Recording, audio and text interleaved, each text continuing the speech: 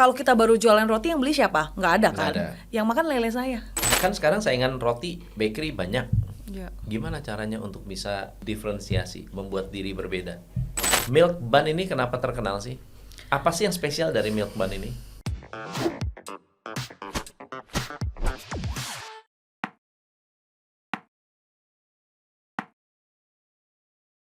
Kayla Bakery. Yeay. Ini yang lagi ngetrend nih, lagi ngetop nih sekarang. Jadi yang lagi booming produk apa sekarang? Sekarang Thai milk bun. Milk namanya. bun, Iya. ini ya? Iya. Siapa yang udah coba milk bun? Ini yang lagi ngantri-ngantri nih. Nggak harus ke Thailand. Rasanya lebih enak dari yang di Thailand asli. Iya. Karena just tip nyampe sini udah keras.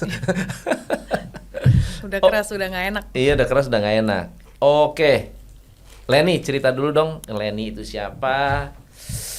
Kenapa masuk ke bisnis bakery? Aku dulu itu seorang makeup artist. Dulu aku pernah jadi makeup artist. Terus aku juga pernah memasuki dunia kecantikan seperti sulam alis. Nah, sampai sekarang masih tetap ada. Cuman sekarang mungkin bisnisnya udah agak bergeser ya. Jadi lebih ke F&B, lebih ke makanan. Nah, sedikit cerita, saya sebenarnya nggak ada background F&B juga. Makanan, nggak ada sekolah kayak kursus online mungkin ada ya, tapi kayak spesifik kayak chef gitu enggak. Nggak pernah belajar kursus sekolah resep, bikin apa, nggak pernah. Enggak. Jadi dari dunia kecantikan pindah ke F&B. Iya. Kalau makeup artist tahun berapa tuh? Tahun 2012. 2012. Iya. Makeup artist tuh apa kerjaannya? Ke market apa? Wedding. Waktu itu kita make upin wedding. Jadi suka bangun subuh, terus make upin bride-nya. Brandnya gitu. apa namanya? Kayla juga? Enggak, dulu Yumi Katsura ada beberapa bridal yang kita bawa, yang kita masuk gitu. Punya karyawan juga berarti waktu dulu? Dulu enggak, kalau make up itu saat itu enggak. Sendiri? Iya. Terus kemudian kan melihat bahwa cewek tuh semua pengen cantik, butuh cantik, dan mereka semua pengen make up. Iya.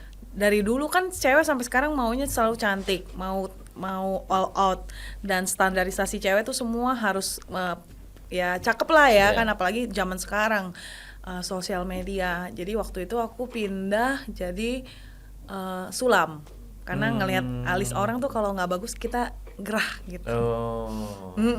Sulam alis berarti punya counter sulam alis Ya. atau punya ruko Punya. atau toko, Ya. namanya apa? Brow Lab Studio. Brow Lab Studio. Sampai sekarang masih ada? Sekarang masih ada di Bali, ada di Jakarta juga. Oke. Waktu tahun 2019 kita sempat ada beberapa cabang lah, ada sekitar 5 atau 7 cabang. Tapi sekarang Karena pandemi beberapa ada yang tutup. berapa tutup? Oke. Nah, Itu franchise atau? franchise waktu itu. Oke. Nah, setelah pandemi ternyata kan nggak bisa kerja ya, nggak ada income, nggak ada kegiatan apapun. Jadi waktu itu di rumah saya coba belajar dulu sih, kayak nyoba-nyoba bikin donat segala macam. Nah, sebenarnya ini ada ceritanya sih, coach. Saya jadi waktu itu iseng-iseng beli oven. Waktu itu saya beli oven. Saya kan mulai sesuatu, saya merasa kalau kita baru coba-coba beli aja yang second gitu kan. Saya beli yang second, saya coba-coba. Saya beli oven, ternyata oven yang deck. Pas datang ke rumah, waktu di foto kan, kalau di fotoin yang jual kan ya mungkin kita nggak tahu ya, dan saya juga benar-benar nggak tahu apa itu oven deck, oven convection segala macam, saya nggak tahu sama sekali. Nah waktu itu murah belinya 6 juta. Nah jadi pas udah bayar ya kan, Ci dia bilang ini angkatnya harus 4 orang. Hah, oven apa 4 orang gitu loh, harus pakai mobil loh ya. Iya ya, ini karena yang jual ini bekas punya kafe, dia tutup. Jadi pas nyampe di tempat saya, satu apartemen saya ruangannya penuh dengan oven itu. Ya. Jadi saya mau buang kemana? Gede banget. Gede Berapa banget. banyak ovennya? Satu tapi gede. Iya. Jadi kayak setengah ranjang gitulah gedenya. Itu aja gede banget. Jadi saya pikir, aduh mau taruh mana? Udah beli, mau dijual lagi juga nggak cepet gitu kan. Ya udahlah pakai dah gitu kan, nggak ada kegiatan juga, nggak ada kegiatan apa-apa. Nah mixer pun saya beli second, jadi waktu itu cuma modal mixer sama oven, saya ingat banget saya beli. Niatnya apa waktu awal-awal beli oven? Nyari-nyari oven gabut lagi mabok atau gimana? Tiba-tiba beli oven bekas gede lagi. Iya, kayaknya baru pulang mabok terus kepikiran oven gitu ya.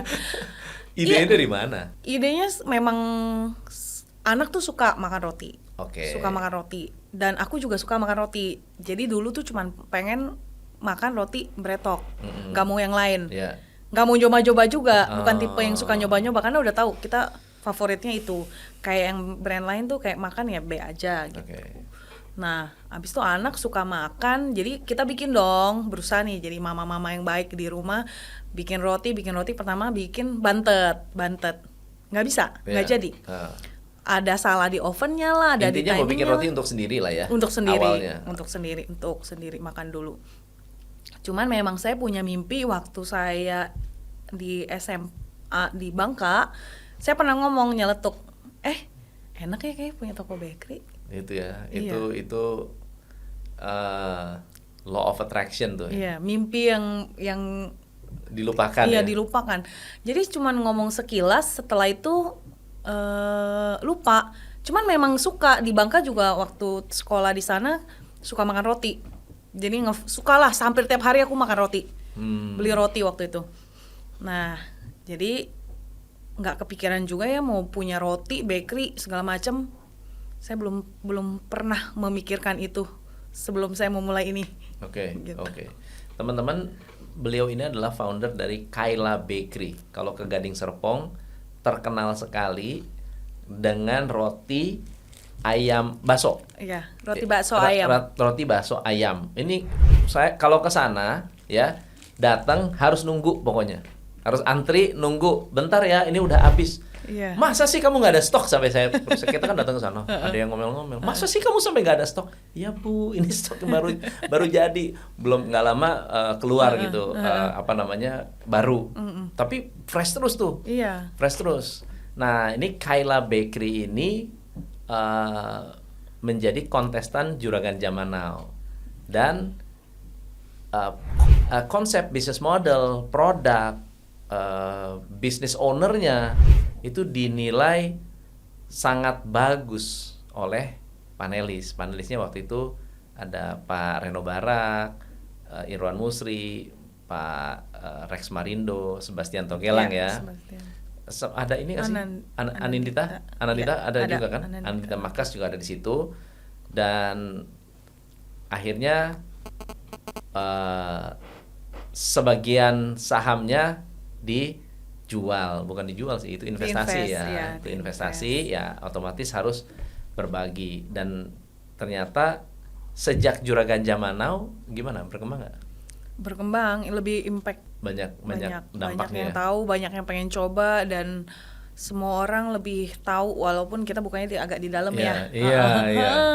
Memang itu kok memang konsep aku mau kayak gitu, nggak mau sampai keluar. Nggak mau keluar, tapi ya, orang nyari orang ya. nyari. Iya, keren sih. Memang apa ya namanya? Kita nyari itu ada keseruan sendiri sih. Iya. Mana ya? Oh ini belok kiri. Oh, Iya. ini tuh dia tuh. Dan akhirnya ya memang banyak banget yang datang antri mencari mencari roti bakso ayam. Iya. Jadi kalau mau coba harus coba. Nah, tapi sampai ke titik ketemu resep yang enak, roti yang empuk, ini tuh lembut sekali. Rotinya lembut, dalamnya juga generous, banyak gitu. Memang akhirnya niat untuk berbisnis itu bagaimana ceritanya? Saya ingat dulu, saya setiap ke Mangga 2 saya beli roti bakso ayam. Ya, Another brand. ya. Sampai sekarang dia masih tetap nomor 1. Jadi setiap orang nanya ke saya, sama dong gitu kan. Enggak sama. Dia nomor 1, gue nomor 2 Nah, gitu. oke. Dan ada yang coba niru-niru tapi nggak berhasil. Nggak berhasil. Iya. Tapi memang kita nggak mau meniru dia. Iya. Sengaja nggak mau meniru karena bagi saya dia bukan kompetitor saya. Dan di dunia roti bakso ayam ini belum terlalu banyak yang booming seperti dia. Iya. Jadi saya nggak mau jadi nomor 1. Saya bilang saya mau jadi nomor 2. Dan bagi saya nomor 2 lebih orang tuh lebih mencari Iya. saingannya, perbedaannya. Customer itu akan lebih pintar mencari perbedaannya loh, Betul. tanpa kita menjelaskan Betul. bahwa si ini dan ini bedanya apa ya gitu. Nah, semua konsep ini tercipta saat semuanya udah udah dibangun. Nah, awalnya juga saya nggak tahu bisa membawa roti bakso ayam ini. Tapi sebelumnya saya berpikir karena ya ini nih nggak ada saingannya. Kita coba deh gitu ya. Padahal saya juga nggak punya resep, saya nggak tahu harus masak bakso ayam kayak gimana, segala macam. Tapi saya waktu pertama bikin tuh saya yang masak semua sendiri. Dapat resep dari mana? Tes sendiri, coba. Wow, hebat ya. Dan yang masak saya sendiri di rumah. Kan waktu itu COVID. Tapi bisa dapat ide bahwa tepung itu harus berapa? Oh, itu kalau raginya untuk tepung berapa? ada resep. Ada resep. Ada resep. Tapi nggak sekolah kuliner, nggak Enggak. sekolah ke Bogasari gitu, Enggak. Oh. Tapi saya udah buang hampir 25 karung Tepung untuk saya belajar. 25 karung tepung. Iya. Wow. Untuk saya belajar. Nah, ini saya belum pernah cerita kan. Jadi waktu itu saya tinggal di apartemen. Iya. Apartemen saya tuh ada danau dan ada lele. Iya. Saat itu yang kalau kita baru jualan roti yang beli siapa? Nggak ada kan? Nggak ada. Yang makan lele saya. Lele itu. Nah, coba tanya deh. Bener nggak? Iya. Jadi saya kalau Tapi emang niat mau jualan roti. iya. Emang niat. Tapi karena saya tahu saya nggak bisa bikin, saya harus coba. Oke. Dan motivasi saya buat kasih makan lele waktu itu. Wah, lelenya dari kecil sampai gede banget sekarang kok. Sampai gemuk ya. Sampai gemuk sampai sekarang. Nah, tapi di balik itu semua yang saya lihat ya, saya mencari bisnis yang long term waktu itu. Ya. Saat itu saya bisnis yang long term tuh apa sih gitu loh. Akhirnya saya memilih di dunia bakery. Ya. Oke. Gitu. Karena bagi saya dari kecil aja saya suka makan roti, orang lain suka, dan kita tahu roti yang kita bikin tuh untuk kita lebih, maksudnya kita bikin yang enak. Saya pikir kalau enak nggak mungkin ada yang orang nggak mau. Oke. Gitu. So jadi gagal 25 karung. Berarti 25 karung itu pas dibuat sempat dijual nggak? Saya belum jual. Pernah jual? Belum pernah jual, tapi saya bagi-bagi ke semua orang. Oh, orang teman tetangga gitu. Ya, saya kirimin semua. Tanya tuh karyawan saya. Semuanya saya kirimin, siapa yang saya kenal saya kirimin. Mungkin dia makannya menurut saya awal-awal nggak enak juga, dia nggak komentar kali. Iya, karena gratis. Ya. Iya. Gitu. Dan kapan titiknya produk ini udah layak jual? Saat saya nemuin resep bakso ayam ini udah benar-benar enak. Nah, saat dan itu konsisten bisa ya udah konsisten, direplika ya. Baru saya buka PO, saya jualan. Tapi awalnya tetap saya kasih ke orang. Oke. Jualan pertama kali di mana? Instagram. Laku tuh? Laku. Karena waktu itu saya baru langsung. Jadi gini, kalau saya tuh prinsipnya gini, Coach. Kalau saya mau kerjain sesuatu, kalau saya nggak bisa, saya akan belajar. Jadi saya belajar digital marketing waktu itu. Waktu itu dulu tuh masih gampang, sangat gampang, dan ada beberapa waktu kita COVID kan kita banyak yang ngajarin tuh kan. Akhirnya saya masuk ke situ, booming, sehari omsetnya 10 juta. Wow. Jualan roti. Caranya gimana? Lewat iklan Facebook. Oh, Ads. langsung iklan. Ya. Oh, bukan hanya posting Instagram aja. Enggak. Ya. Jadi Facebook Ads. Iya. Jadi kalau ditanya orang mau bisnis tuh butuh modal nggak? Bagi saya tuh modal tuh salah satu kekuatan sih untuk kita bisa melakukan ekspansi apapun. Jadi waktu itu saya foto produk langsung loh. Belum ada customer, foto produk. Terus saya saking confidentnya kali ya waktu itu atau setengah nggak mikir gitu. Jadi foto produk tuh saya langsung iklan. Tapi memang produknya udah nemu isiannya. Tapi sampai sekarang tetap banyak yang saya ubah. So jadi foto produk, iklan, ordernya lewat WhatsApp. Iya. Oke. Order lewat WhatsApp, terima order sehari 10 juta omset. 10 juta. Wow. Itu awal tuh berarti ya. Awal. Berarti setelah itu naik dong? Naik. Setelah itu naik. Terus kemudian saya pindah ke ruko. Waktu itu COVID benar-benar renggang. Iya. Saya pindah ke ruko yang tempat saya sulam alis. Saya punya karyawan di situ. Beberapa. Di rumah udah punya karyawan satu. Terus pindah ke ruko ada sekitar 2 atau 3 karyawan. Brandnya sudah ada? Udah ada dari awal. Dari awal sudah Kayla. Iya. Kayla itu dari apa? Nama anak atau nama? Iya, Kayla itu nama anak. Nama anak. Iya. Oh, banyak tuh perusahaan bingung nama perusahaan, nama anak aja langsung iya, ya. nama anak, apalagi makanan ya. Karena terinspirasi sama Kayla yang suka makan roti gitu ya. Oke. So jadi motivasi orang membeli pada saat diiklankan itu apa motifnya? Waktu itu saya mengiklankan bahwa kita roti bakso ayam yang isinya yang banyak, generous, terus nggak pakai pengawet dan homemade. Oke, jadi homemade, Ya. tanpa pengawet, apalagi waktu itu tuh masa-masa orang mencari makanan sehat. Iya, mencari makanan sehat. Iya. Mm-mm. Pas tuh. Pas. tuh. Nah, Oke. ya. So jadi laku, pindah ke ruko, oven turun dong dari apartemen. Iya, naik ke lantai 3 ovennya. Oke. Jadi oven itu yang sampai sekarang kita pakai. Masih Oven ada. itu bersejarah Iya, tuh. iya. Oven yang 6 juta. Sampai ratusan sampai miliaran sekarang omsetnya. Udah balik Iya. modal Yuk. berkali-kali lipat ya.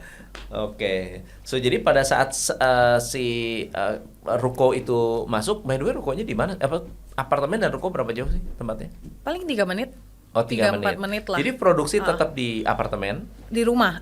Udah pindah ke ruko semuanya. Produksi sekarang udah turun ke ruko.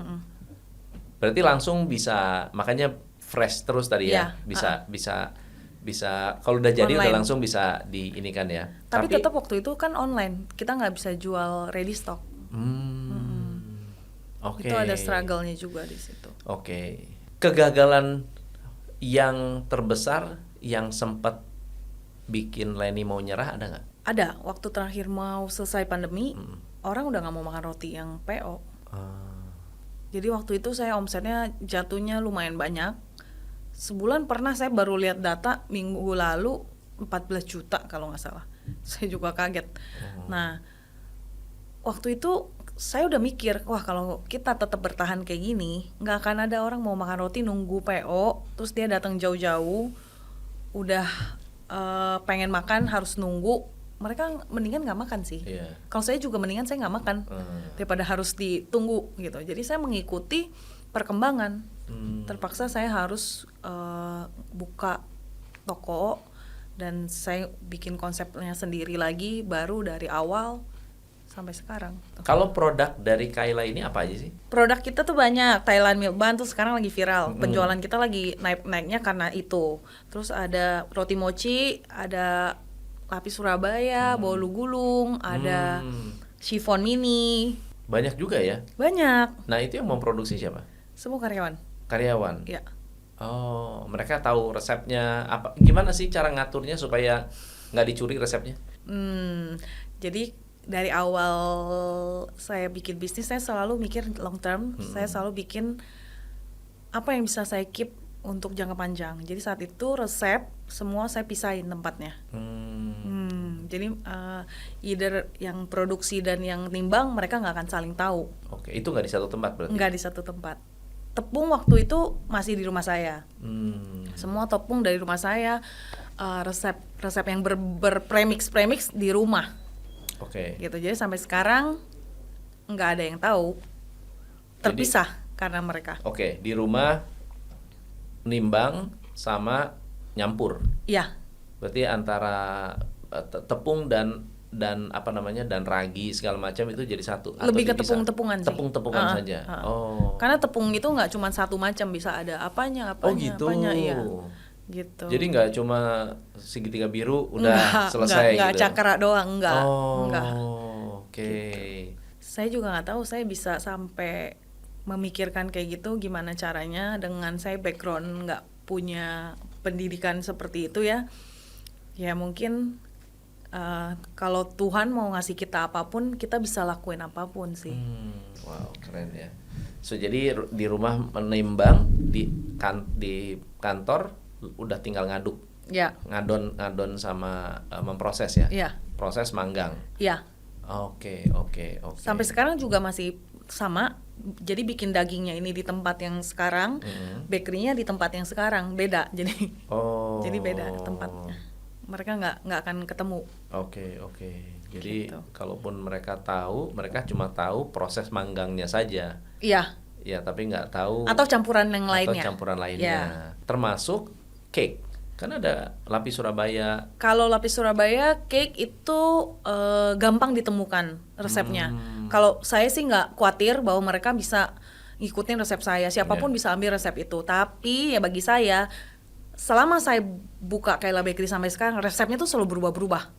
Oh, Jadi ada gitu. sesuatu yang saya ubah, ada sesuatu saya ganti, ada sesuatu yang saya pakai, ada sesuatu yang saya nggak sama gitu. Jadi Itu inovasi ya, iya, berarti ya. inovasi. Jadi semakin lebih enak, lebih firm, lebih lembut, lebih wangi. Itu kan semua perlu product knowledge yang bagus juga Iya. untuk kita tahu bahwa apa bahan-bahan komposisi yang harus kita pakai. Milk bun ini kenapa terkenal sih? Apa sih yang spesial dari milk bun ini? Kita mesti makan nih milk bun nih. Ada itu nggak?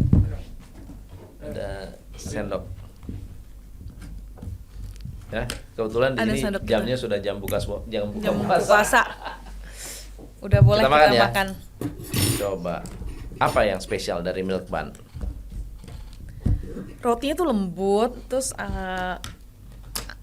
kalau orang-orang tuh suka karena rasa susunya tuh berasa. Gimana makannya sih ini? Iya, gitu aja. Gitu aja ya. Coba ya kita. Iya bener lembut sih. Dalamnya apa? Cream milk.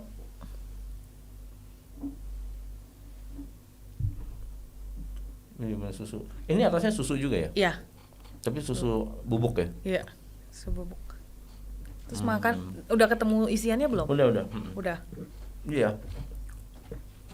Ini kayak roti sobek ya? Iya. Iya, Thai Love Bun namanya sebenarnya. Ini gara-gara Nagita nih Iya, sama Rahel V-nya. langsung viral ya di Indonesia. Ada orang yang saking viralnya Mm-mm. pesen ke Just Tip. Nyampe udah keras. Oh, Karena mungkin udah Kelamaan. kelamaan. iya. Terus itu juga agak lama kan? Dia bawa dari sana ke sini semingguan lah ya, Iya. kurang lebih. Sekarang ini lagi biaya cukai nih urusannya.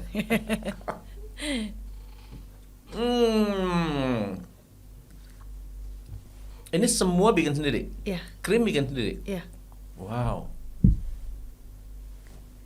Saya yang bikin sendiri. Tadi tuh saya mau nanya, karena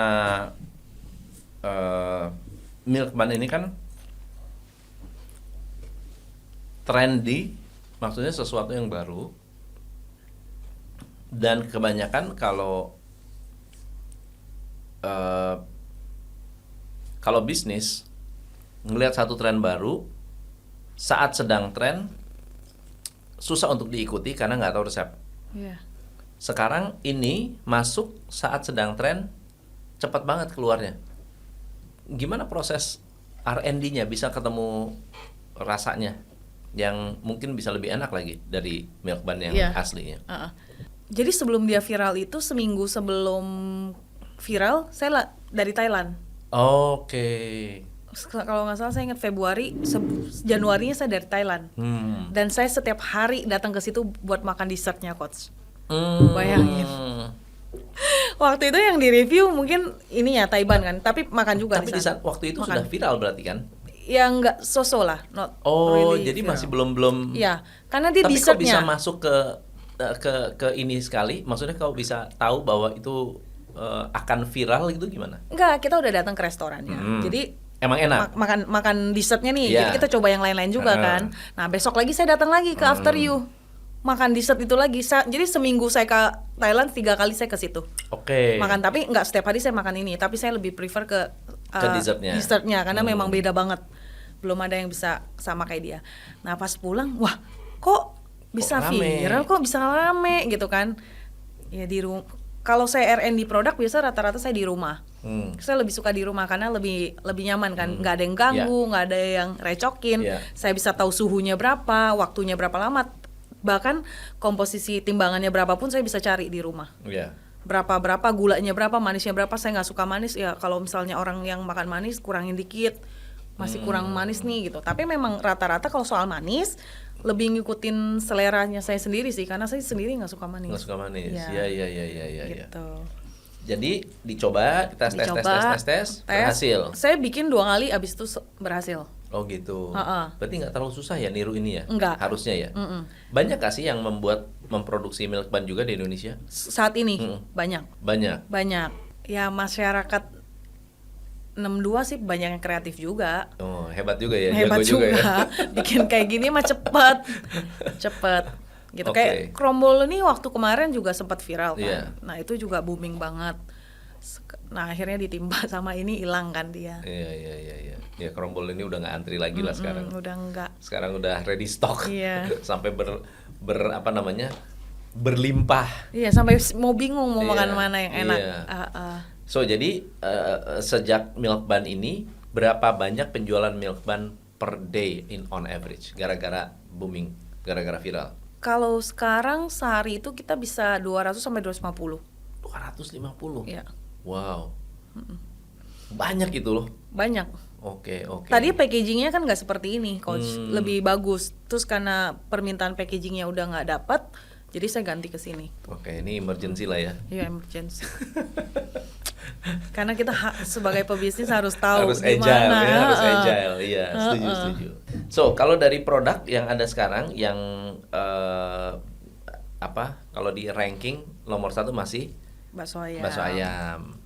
Nomor 2-nya sekarang berarti Thai milk bun. Yeah. Apakah ini akan menjadi produk yang sustainable atau produk yang lebih lebih hype sesaat aja? Produk ini bisa nggak sih menjadi produk utama? Ya. Saya bilang bisa. Kenapa? Karena untuk rasa sendiri masih mengandung susu-susu gitu loh. Jadi orang tuh lebih cenderung makan yang roti lembut kalau orang Indonesia, soft, yang creamy. Nah, rotinya jadul, kayak lembut-lembut gini. Menurut saya sih bisa, masih bisa lama sustain. Cuman ya tergantung, kadang terlalu banyak variannya yang bikin orang tuh bingung dan enek. Gitu loh. Jadi enek gitu, ada matcha, ada coklat, ada ini gitu. Jadi kurang. Jadi bisa cepet banget. Menurut saya kalau orang tuh ganti lama-lama jadi bosan. Gitu. Oke. Tapi sebetulnya ini salah satu produk yang long term ya, bisa sustainable ya. Bisa. Kan sekarang saingan roti bakery banyak. Ya. Gimana caranya untuk bisa mendiferensiasi, membuat diri berbeda? Yang saya cari itu selalu aftertaste dari lidah kita sendiri. Aftertaste dari lidah? Ya. Maksudnya gimana? Jadi saya selalu mencari bahan yang paling bagus, yang aftertaste-nya tuh enak. Itu yang membedakan kita. Jadi kalau kita makan roti yang brand lain, mungkin habis kita makan ya kayak biasa aja, roti nggak ada wangi susu, nggak ada rasa lembut, dan taste-nya juga beda. Kalau saya tuh lebih mikirin brand produk yang kita pakai pertama, terus brand itu akan menghasilkan produk yang berbeda pasti. Kalau kita pakai yang bagus. Jadi saya udah coba-coba ganti merek ini, merek itu, tetap lagi nggak bisa. Berarti akan pengaruh ke harga dong? Pengaruh ke harga. Oke. Nah, sementara konsumen sekarang mencari roti-roti murah gimana tuh? Beda market. Beda market. Oke. Jadi kita nggak bisa menjangkau semua market yang roti murah juga sih, Coach. Iya kan? Market tuh masih punya sendiri-sendiri. Oke. Kalau sekarang dengan adanya saingan bakery, kemudian roti-roti juga cukup rame juga, hampir semua level tuh ada tuh, yang roti yang paling mahal sampai yang paling murah. tren dari konsumen tuh nyari apa sih sebetulnya? Apa yang dia cari dari produk roti? Rasa ya kalau saya bilang. Rasa. Rasa dan kualitasnya. Hmm. Kalau saya sendiri sebagai customer, saya juga nggak mau makan roti yang keras. Saya nggak suka. Bagi saya tuh kayak nggak menikmati roti, karena kita suka jalan-jalan ke luar negeri. Kita suka makan enak. Kemana kita selalu hunting makanan. Jadi pasti orang akan selalu hunting makanan enak. Jadi dalam mindset saya, setiap makanan enak orang akan cari. Pernah makan roti paling enak di mana? Saya pernah makan di Korea. Korea. Iya. Paling enak tuh. Iya. Iya, roti Korea sih emang entah bagaimana tuh ya. Dia punya mungkin bahannya apanya gitu. Iya, Korea banyak bakery shop kayak pastry enak-enak. Sama dia tuh cantik-cantik. Cantik benar-benar. Dia bisa bikin begitu cantik gitu. Iya. Kalau di negara lain mungkin saya belum pernah pergi ya. Tapi Jepang juga mostly enak. Tapi dia banyak cake juga. Jepang sih packagingnya yang selalu cantik. Cantik. Tapi nggak semuanya enak sih. Kalau Korea cantik, tampilannya cantik, rasanya juga enak. Gitu. Dia roti apa juga, ada roti yang dibuntel-buntel isinya kayak kacang-kacangan gitu ya. Waduh. Enak. Selamat berbuka puasa. Oke, so tren bulan Ramadan ada perubahan apa? Tren bulan Ramadan belum ada perubahan terlalu banyak, karena tetap kita fokus ke kue kering, yang kue-kue, cookies, kue kering, terus hampers. Nah, untuk saat ini saya cuman inovasi di nastar, ada beberapa resep yang saya ganti. Itu saya ada kombinasi dengan kopi. Saya ngeluarin produk kopi. Apa produk kopinya? Drip kopi gitu. Jadi hampers kalau kita cuman kasih kue kering kan bosan ya. Jadi ada kopinya. Jadi dia bisa ngopi di rumah sambil makan kue kering. Keren. Berarti next time bisa pesan sama Kayla nih. Iya. Buat hampers. Saat ini masih dalam kapasitas atau sudah mulai harus ekspansi atau gimana? Saat ini sih saya sendiri merasa udah kayak kejepit. Udah kejepit ya? Saya sampai kadang setiap saya ke kitchen tuh saya ngelihat karyawan tuh juga kerepotan nungguin oven, dan semua oven tuh semua roti tuh lagi pada ngembang-ngembang, tapi kita bakarnya tuh lama. Butuh ngantri kan. Yang saya bilang oven yang harga 6 juta itu. Nah, saya sih maunya secepatnya saya ganti oven. Biar bisa biar bisa produksi itu naik berkali-kali lipat. Oke. Karena kita juga udah buka beberapa tempat dan ada planning mau buka beberapa tempat juga di Jakarta. Jadi karena saya menunggu semua yang saya lagi siapin sekarang untuk produksi ke beberapa tempat ini. Kalau misalnya kan baru buka di Rans ya? Ya. Bagus nggak sih? Bagus tuh. Bagus. Penjualannya berapa satu hari per day? Sehari kita 10 sampai 12. Oke. Gitu. Karena baru pertama ya. Potensinya akan tambah rame sekarang ini si Rans itu atau gimana? Apa sih yang membuat orang mau datang ke sana? Kalau saya bilang di sana makanannya itu banyak varian, ragam, dan dari luar kota juga banyak. Yang legend. Jadi kalau mau cari makanan yang nggak umum, yang nggak pasaran, di situ. Dan itu tidak hanya weekend aja ya ramenya? Iya, setiap hari. Itu pun kita baru buka 3 hari omset udah segitu. Iya, itu bagus sekali sih. Bagus sekali. Jadi kalau mengacanya mungkin mau gaya-gaya kayak Peak kali ya? Iya, betul. Mau kayak Peak. Jadi banyak F&B, dan memang di BSD lagi banyak pembangunan besar banget. Main lah ke sana. Iya, saya rame. Cuman tempatnya agak panas ya pasti, karena outdoor. Iya. Dan setiap minggu tuh ada event nanti di sana. Iya, keren lah kalau udah Raffi yang masuk ya. Nah, sekarang dengan kondisi sudah diinvest oleh siapa? Reno atau rame-rame? Siapa aja? Rame-rame. Semua ya masuk ya? Akhirnya ya? Oke. Sudah ada support apa aja Sudah mulai ada diskusi pengembangan, planning pengembangan, mau tambah berapa cabang?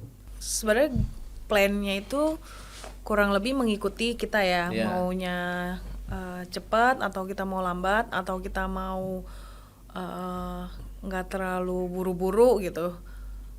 Kalau untuk sekarang mereka belum terlalu banyak kasih arahan juga sih. Jadi masih proses sampai ini beres, ini selesai, baru kita bahas Oke. gitu. Tapi dari KLN sendiri planning setahun tuh target buka cabang berapa sih? 10. 10. Iya. Sekarang sudah berapa? Sekarang jalan 3. Jalan 3 dari tahun 2020 3 cabang. Target pengembangan 10 cabang. Saya rasa sih ini banget sih. Achievable banget sih. Achievable. Dalam 5 tahun saya target 50 sampai 100. Dengan konsep ruko atau mau dengan konsep Mall. stand alone Eh, kayak di itu, kayak di Rans. Bretok. Oh, kayak di Betok juga iya, ada kita yang bikin kayak island gitu juga ada, terus kayak di Ruko juga ada. Lebih menguntungkan yang mana sih? Kalau saya bilang di mall ya, trafficnya tuh besar banget. Dan Ini mengandalkan traffic itu dengan brandingnya ada, Iya. lebih malah meningkatkan branding Iya. juga ya, brand awareness ya. Oke. Kalau untuk F&B ya, karena kita banyak kan mainnya ke mall dibanding nongkrong di Ruko. Kalau secara saya lihat ya, mall sih tetap nomor 1, lebih Iya sih. rame. Free traffic situ. Iya, free traffic. Free traffic, apalagi mallnya sering bikin event. Iya. Target mau dibuka di mall apa aja sekarang? Kemarin saya baru dapat penawaran tuh, mau di Peak Avenue, Asta, terus Grand Galaxy ya, di mana itu aku nggak tahu. Grand Galaxy baru ada? Bekasi. Bekasi ya. Oh. Ya, gitu. Jadi saya lagi menunggu untuk lari sprint. Oh, ini nggak mau maraton ya? Oke. Sudah ada kompetitor yang coba-coba meniru produk Ada? ayam bakso? Ada? Udah ada juga ya? Udah ada. Aku pernah lihat waktu tahun lalu ada, tapi sampai sekarang nggak survive sih. Belum terlihat namanya juga. Ya, ya walaupun produk bisa ditiru, tapi marketing, trust, sustainability belum tentu bisa ditiru ya. Iya, nggak gampang. Oke, nggak gampang. Karena waktu memulainya juga saya cerita sedikit waktu saya mulai Kayla Bakery. Jadi waktu dari Ruko itu kita pernah omsetnya bagus, habis itu sepi, ya kan, sepi. Nah, saya akhirnya galau tuh berbulan-bulan, mau buka enggak. Terus saya mikir sebagai customer dan sebagai yang punya bakery. Ya udah, kalau lu gini, lu nggak akan dapat omset bagus juga, lu nggak bisa orang nggak bisa kenal. Kalau saya nggak memilih untuk buka bakery toko sampai hari ini, mungkin orang nggak akan tahu juga ini Kayla Bakery ini apa. Cuman orang tahu ya roti, tapi nggak terkenal sekarang. Saat saya buka, saya juga punya suatu keyakinan bahwa ya gue bisa nggak ya, kayak gimana ya kalau nggak berhasil, nggak rame. Nah, dan ternyata bener nggak rame. Nggak rame, masih biasa-biasa aja. Pas buka ruko tuh? Iya, up and down juga. Itu juga up and down. Sampai akhirnya waktu itu saya tetap mikir, ya udah apa yang saya harus perbaiki saat itu.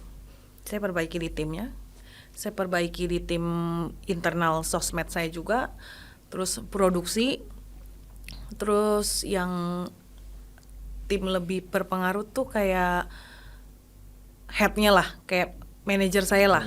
Nah itu semua karyawan saya ajarin, saya perbaiki mindsetnya mereka dulu.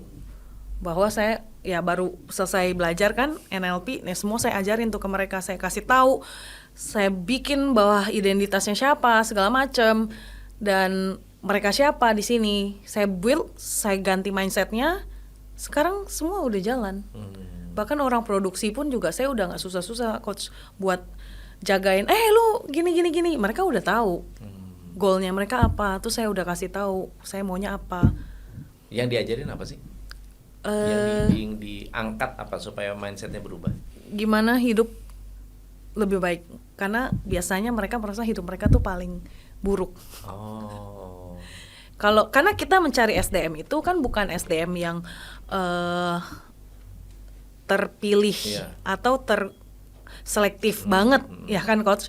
Karena kan kalau saya kan nggak punya budget untuk nge-hire chef-chef gede Iya. atau yang pengalaman gede Iya. sesuai budget. Dan itu ngelatih mereka pun nggak gampang. Tapi kalau kita nggak bisa mengontrol mindset mereka dan kita nggak bisa ngajarin ke mereka hidup yang lebih baik, mereka akan tetap bermasalah terus hidupnya. Gitu. Jadi saya melihat, wah, Risa nih, wah, begini nih, wah, dia begini nih. Nah, kita juga melihat sebagai owner bahwa yang saya bawa saat itu saya dulu yang berubah. Saya dulu yang berubah. Saya ajarin ke mereka. Saya merasa juga ada impact ke hidup saya, ke bisnis saya. Saya willing untuk ngajarin mereka untuk gratis, dan bahkan mereka meditasi pun saya ajarin. Wow. Gitu loh. Visualisasi pun saya ajarin. Tapi waktu visualisasi identitasnya tetap Kayla Bakery. Oh, keren. What do you think about Kayla Bakery? What your goal for Kayla Bakery? Gitu. Wow, keren. Jadi Karena kalau mereka udah satu pilar dengan saya dan mindsetnya udah sama dengan saya, tujuannya, saya udah nggak perlu susah-susah capek-capek ganti orang, cari orang. Karena saya tahu mereka udah sama dengan saya tujuannya untuk nyampe mengejar 10 cabang itu. Saya udah tahu mereka nggak akan ngeluh lagi bagi saya. Dan hidup mereka pun jauh lebih baik kan. Dengan secara gaji mereka akan terus saya naikin. Dengan cara jam kerja mereka juga kita naikin. Karena sebelum saya melakukan semua ini, hal yang paling susah saya atasin tuh cuma SDM. Saya sampai kayak udah lah, nyerah aja lah, bisnis kayak gini capek gitu. Dulu masih kayak gitu. Sekarang mah enggak. Oke. Jadi NLP mengaruh ya ternyata ya? Iya, makanya kan nanya, masih perlu nggak orang NLP? Perlu banget. Iya. Kalau NLP itu sesuatu yang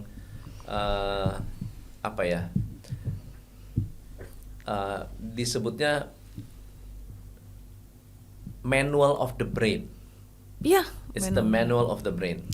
Otak kita itu nggak ada yang ngajarin how to use otak kita. Gimana cara cara menggunakan otak kita yang begitu hebat. Iya. Canggih. Iya, canggih. Otak itu kalau di-download, zaman dulu nggak ada komputer, ya, zaman dulu belum ada microchip. Memori kita itu harus ditampung di server sebesar WTC, gedung WTC. Itu saking banyaknya. Kandungan memori, ya, gambar, ada film, ya kan, dan nggak pernah ada tuh yang ngajarin gimana caranya membuat pikiran yang positif, gimana caranya mengendalikan perasaan negatif, gimana caranya memperbesar perasaan positif sampai menyebar ke seluruh tubuh. Karena kita berpikir bahwa hidup itu adalah karena orang lain. Karena orang lain saya jadi happy, karena saya lihat uang saya jadi happy, karena saya diperlakukan baik jadi happy. Padahal happy itu adalah kita bisa sendiri. ciptakan sendiri. Nah, itu yang saya ajarin ke mereka secara garis besar, dan mengurangi kekhawatiran karyawan-karyawan ya, untuk mereka untuk setiap hari datang kerja, mereka tahu mereka lebih rajin, lebih semangat, mereka lebih self love ke mereka. Itu saya ajarin semua, coach, karena saya juga pernah seperti mereka dulu. Kurang lebih lah. Konslet gitu, nggak bisa maju-maju, nggak bisa survive, ya akhirnya capek sendiri. Nah, bagi saya semua orang punya otak yang pintar. Yang pencipta handphone aja manusia juga kan sama gitu loh, nggak ada bedanya sama kita, dan dia pun bisa. Bagi saya nggak ada yang nggak bisa. Betul. Jadi kalau orang bilang lu kok bisa bikin hati, kenapa nggak bisa? Harusnya bisa ya. Lu aja bisa. Kalau kita bilang ya, sebenarnya kita bisa gitu, tapi kan kita nggak bisa langsung jawab orang kayak gitu. Lu aja bisa kok gitu. Tapi kenapa nggak bisa? Bisa. Kalau lu mau coba pasti bisa. Ini tertarik dengan karyawan yang tadi diajarkan self love. Nggak ada side effect negatifnya tuh. Malah tambah egois. gara-gara dia self love jadi lebih malas-malasan. Oh, ya oke. Jadi dalam self love itu kan banyak hal yang saya bisa masukin. Self love-nya kemana? Bukan ke mereka juga, ke bisnis ini. Yang saya selalu ajarin, bisnis ini yang bikin kamu jadi lebih baik. Oke. Cara kamu bisa mendapatkan kemakmuran dan hidup lebih baik dengan bisnis ini. Kenapa kamu nggak taking care of this business gitu sama-sama dengan saya? Yeah. Self love itu supaya mereka tuh nggak nge-label, nggak ngejudge diri mereka aja. Bukan mereka menjadi egois, emosional, galau, negative thinking udah saya bersihin semuanya. Diapain? Jadi setiap saya masuk ke meeting sama karyawan saya nggak pernah bahas tentang bisnis dulu. Saya selalu bahas pengalaman saya, pengetahuan saya, skill saya sharing dulu ke mereka, biar mereka tahu, biar mereka punya mindset sama kayak saya. Gitu. Jadi pas saya udah ngomongin kerjaan, mereka udah pasti nyambung. Nggak perlu saya kayak pacing leadingnya dulu leading lagi. Jadi saya langsung udah ajarin, dan mereka kan juga haus akan skill dan knowledge yang bagus kan, untuk mereka juga grow. Kalau mereka nggak punya knowledge, mereka akan merasa hidup mereka juga gitu-gitu aja. Dan mereka nggak bisa berkembang juga di Kayla Bakery. Walaupun saya nggak menjanjikan Kayla Bakery akan kasih dia yang terbaik, tapi saya akan bilang sama mereka bahwa Kayla Bakery akan jadikan kamu lebih baik setiap hari, gitu. Benar. Bahkan saya banyak beresin mereka mindset mereka, trauma mereka dengan cepet banget gitu loh, gampang. Nah, dengan mereka udah beres dengan diri mereka seperti saya dulu, jalannya tuh cepet banget, coach. Mereka bisa lari tanpa kita, mereka bisa lari. That's why orang bilang bisnis tuh autopilot, tapi kalau dalamnya nggak beres, nggak bisa autopilot. Betul banget. Itu yang saya selalu bertanya-tanya loh. Dulu saya kan, kita pebisnis pasti bingung, bisnis autopilot, how? Gimana ya? Gimana? Mencari jawaban tetap nggak ngerti. Akhirnya saya mencoba ini, saya baru tahu, oh ternyata begini ya. Oh ternyata jawabannya begini. Semua bisnis tetap bisa autopilot asalkan ownernya juga bertanggung jawab. Dan dia bisa membawa bisnisnya ini menjadi satu visi misi yang benar kuat, yang bisa para SDM ini pegang sehingga bisnisnya jadi autopilot. Itu yang saya baru bisa menjawab sekarang. Dulu saya bingung, apa autopilot gitu. Tapi saya nggak tahu ya, karena mungkin ini kan saya pengalaman juga belum terlalu kayak coach ya, yang saya mungkin harus gali banyak. Benar banget. Jadi autopilot itu tidak bisa hanya punya SOP. Ya. Jadi banyak orang berpikir bahwa saya bisa autopilot karena saya sudah punya SOP. Nggak bisa. Karena SOP itu yang menjalankan manusianya.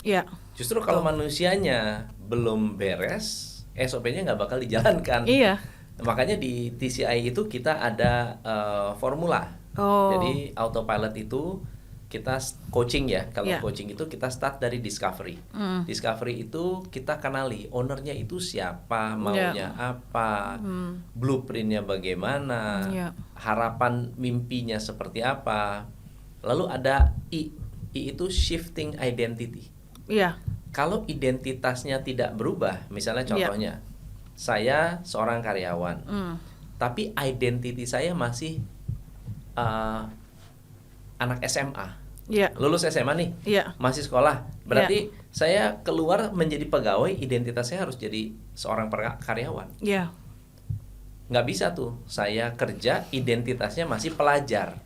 Jadi datang ke kantor atau datang ke pekerjaan, identitas masih pelajar, hanya untuk buat belajar. Kalau sudah mengerti dia dianggapnya lulus. Setelah lulus resign. Nah, ada orang yang pinter, ada orang yang sok pinter. Yang pinter adalah dia akan belajar sampai semaksimal mungkin. Tapi yang sok pinter adalah 3 bulan belajar udah bilang ini juga saya udah tahu, akhirnya resign. Nah, jadi discovery, shifting identity. Yang ketiga adalah building strategy. Jadi autopilot, SOP, di dalam SOP tidak ada strategi. Tetapi kalau ada strategi, SOP kita pasti lebih simple. Nah, jadi S-nya itu strategi. Nah, baru yang terakhir adalah victory. Ya. Gimana cara kita bisa menciptakan quick win? Setiap hari karyawan itu harus mencapai kemenangan. Ya. Baru disebut autopilot. Ya. Ada nggak ada kita, ada kemenangan baru. Betul. Kemenangannya nggak usah gede-gede. Setiap hari ada kemenangan kecil. Ya. Makanya kalau di TCI itu kita ada yang namanya achievement list. Mm-mm. Hari ini saya achieve apa? Ada 1 achievement. Besok ada achievement baru. Baru autopilot itu bisa berjalan. Ya. Tapi kalau dikasih spektrum, yang awal-awal ini adalah people oriented. Discovery dan shifting identity manusianya. Manusianya nggak bisa berubah, nggak bisa pindah ke strategi. Ya. Nggak bisa pindah juga ke victory. Jadi harus perbaiki manusianya, perbaiki mentalnya, perbaiki hatinya, perbaiki motivasinya, Ya. baru kita bisa masuk ke strategi. Iya, mungkin yang saya lakuin mirip-mirip, cuman nggak terstruktur seperti itu. saya juga Itu udah bener, udah menjalankan Benar itu gitu. Ya, karena saya merasa karyawan itu dulu nggak ada yang betah, coach. Kenapa? Karena mereka nggak nyaman, selalu merasa nggak nyaman, segala macam, tempat kerjanya mungkin nggak enak. Ya susah waktu itu, dan saya juga nggak bisa menghandle itu waktu itu karena saya fokus sama with my business. Tapi saat saya mikir, ini bukan cuma bisnis lu doang, Len. Orangnya juga harus diperbaiki dulu. Seperti saya memperbaiki diri saya juga. Sendiri. Saat saya belum seperti sekarang, banyak yang saya nggak bisa lakukan. Saya nggak bisa berkomunikasi dengan baik, saya nggak bisa menjalankan sistem dengan benar, saya juga nggak bisa ngelakuin marketing, jadi semua bingung mau ngapain. Tapi berusaha dan akhirnya jadi burnout. Saya jadi kayak stres sendiri, kerjaan nggak jelas, bisnis juga bingung, kita sendiri juga berantakan. Nah akhirnya saya berubah, saya mulai satu-satu saya benerin. Butuh waktu setahun setengah sampai setahun setengah lah. Tiap hari harus ke kantor nggak? Enggak. Waktu ngajarin mereka? Enggak. Kapan ngajarin? Kapan meluangkan waktu mendidik mereka? One on one atau gimana? Kalau one on one biasa kalau udah memang saya lihat nih orang ada sesuatu, baru saya one on one. Tapi kalau misalkan lagi meeting rame-rame saya gabrukin biar mereka langsung dengar semua, itu biasa dadakan. Seminggu sekali kumpul gitu, terus kita itu pun cuma 1 jam, habis itu saya tinggal 1 jam. Oke. Sebetulnya lebih dari cukup sih kalau manajerial, karena kalau kelamaan itu akan burnout juga. Jadi 1 jam itu just nice sih. Di luaran tuh masih banyak nggak sih, coach, orang-orang business owner yang masih nggak gampang percaya sama karyawan gitu? Banyak sekali. Banyak ya. Banyak sekali. Karena mungkin secara nature of UKM, nature-nya UKM itu kan mereka mulai sendirian, mereka belanja sendiri, semuanya sendiri, lalu awalnya pasti gampang percaya. Gampang percaya. Nah, ketika mereka percaya, tidak semua orang bisa dipercaya, lalu kemudian kecewa. Jadi dia mengandalkan. Kalau udah ada orang yang bisa dipercaya itu, gue percaya sama lu ya, pokoknya gue andelin lu deh. Udah dia seolah-olah menumpahkan hidupnya ke orang itu. Kadang-kadang ada orang yang benar-benar bisa dipegang, ada yang enggak juga. Tapi dikit. Ada juga yang udah dikasih kepercayaan, udah dikasih semuanya, udah dikasih ilmunya, udah delegasi abis resign. Dan dibawa semua ilmunya. Disitulah yang membuat mereka trauma. Banyak business owner trauma gara-gara itu. Jadi ngapain gue percaya karyawan. Bahkan ada yang sampai ngapain saya training karyawan, ntar juga dia keluar. Gitu. Jadi orang kerja mau syukur, nggak mau ya udah. Jadi nggak memikirkan bisnis secara jangka panjang dan tidak melihat pelajarannya dari kejadian-kejadian itu, malah lebih banyak mereka menyalahkan. Nyalain karyawan, nyalain keadaan. Kalau saya lebih, untuk saat ini saya berpikir yang kalian dapat itu akan kalian bawa, itu nggak akan merugikan saya. Karena yang udah kapok juga ditinggal karyawan dari zaman dulu, tapi sekarang saya sangat support semua karyawan saya untuk grow. Dan bagi saya mereka grow, saya bisa grow lebih jauh. Dan saya nggak takut sama sekali untuk hal-hal yang membuat saya jatuh atau suatu saat saya kesusahan, karena saya tahu pasti akan ada hal lagi yang akan mengangkat saya, ada hal baru lagi yang akan mengangkat saya, jadi saya nggak khawatir. Bahkan karyawan mau resign pun saya bilang, oke, kamu mau resign nggak apa-apa, yang butuh kerja kamu bukan saya. Oke, anytime you can let. Iya, betul. Gitu. Betul. Saya percaya sekali bahwa setiap orang ini NLP juga, Ericksonian. Yes. Ericksonian tuh selalu bilang setiap orang mengambil keputusan terbaik setiap saat. Itu. Dia mengambil keputusan terbaik setiap saat. Saat itu adalah keputusan terbaiknya dia. Resign itu keputusan terbaik dia. Dia pasti udah mikirin, kita mau tahan juga nggak bisa. Ditahan paling juga bertahan 3 bulan. Atau bertahan sampai dengan lebaran berikutnya setelah dapat THR terus resign juga. Jadi kalau ada orang yang mau resign, menurut saya mereka sudah memikirkan matang-matang. Jadi mungkin kita terlambat mempertahankan. Seharusnya kita harus mempertahankan sebelum mereka mengajukan resign. Harus ada tanda-tanda sebelumnya. Nah, jadi orang yang resign kalaupun keluar berarti ada 2 alasan. Alasan pertama adalah sudah tidak satu value dengan kita. Iya, betul. Atau bisa jadi mereka sudah outgrow kita. Satu, kalau tidak satu value, berarti kalaupun dipertahankan dia akan ngerusak. Ya, toxic kan. Yeah. Tapi yang kedua adalah mereka outgrow kita. Outgrow kita berarti apa? Jangan-jangan mereka sudah lebih hebat, belajar lebih banyak, dan bisa menjadi orang yang lebih hebat setelah keluar dari perusahaan ini. Yeah. Dan itu pahalanya buat kita. Iya. Iya kan? Karena kita udah mendidik mereka, membangun mereka. Buat saya yang paling penting karyawan resign harus baik-baik. Iya, harus baik. Dan tidak ada orang yang keluar jadi musuh. Iya. Nggak ada orang yang kita keluar jadi apa ya? Jadi kan banyak tuh barisan sakit hati tuh. Iya. Kalau karyawan udah resign, dia punya grup di sini, ada punya grup di karyawan yang udah resign. Mereka punya grup sendiri untuk ngomongin mantan perusahaan. Ngapain juga dibahas gitu kan? Dulu saya seperti itu, Coach, diomongin. Oh gitu. Bad cup banget saya dulu, jadi bad cup, bad owner segala macam. Tapi sekarang mereka mungkin agak susah cari celah untuk menjelekan saya, karena saya selalu kasih ngerti bahwa ya dengan baik segini kamu begini. Nah, jadi everything baik-baik aja. Suami ikut terlibat di sini atau beda? Enggak ikut? Enggak. Semua saya handle sendiri. Semua sendiri. Keluarga nggak ada yang ikutan? Enggak ada. Ya, oke. Wow. So jadi tahun ini 10 cabang ya? 10 cabang. Amin ya. Amin. Asik. Apalagi kalau udah beres tuh paperwork.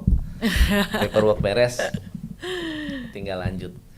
So Leni, thank you so much sudah hadir di Behind the Business, dan hari ini teman-teman Anda belajar banyak trik and tips untuk mempertahankan karyawan, untuk membuat karyawan lebih setia, membuat karyawan itu cinta perusahaan langsung dari ownernya. Itu ilmu yang mahal sekali. Thank you Leni. Thank you. Sampai ketemu next time teman-teman. Saya Tom MC Fle. Salam pencerahan.